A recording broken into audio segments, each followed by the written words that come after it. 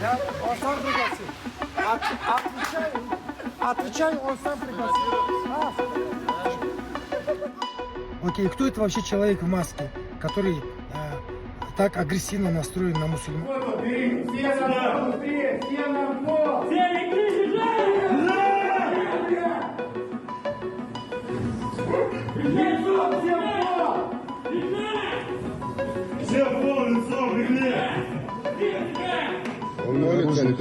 Еще раз троньте оружие, еще раз повторяю. Сегодня люди в масках забегают в мечеть в обуви, проверяют документы. Вот я раньше не мог понять, почему люди в масках вообще бегают у нас в стране. Это получается бандиты в масках.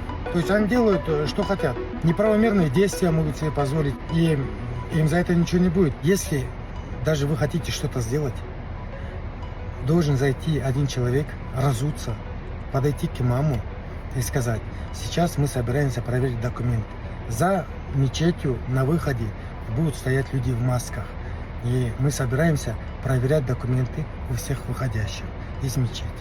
Вот это я понимаю. А то, что сейчас произошло, что это такое? Что за агрессия против мусульман? Что за агрессия против молящихся? Что происходит вообще в нашей стране? Появляется вот неожиданно обостренное чувство справедливости. Он прям неожиданно. От своего лица буду рассказывать, хотя это не так. Исмаилова Магомеда Гасановича признать виновным в совершении административного правонарушения плюсом статьи 20.3.1 КоАП РФ и назначить ему административное наказание в виде административного штрафа в размере 20 тысяч рублей. Проявляя неуважение к молящимся с криками, нецензурной бранью, применяя физическую силу, оскорбляли прихожан, среди которых большинство граждан России.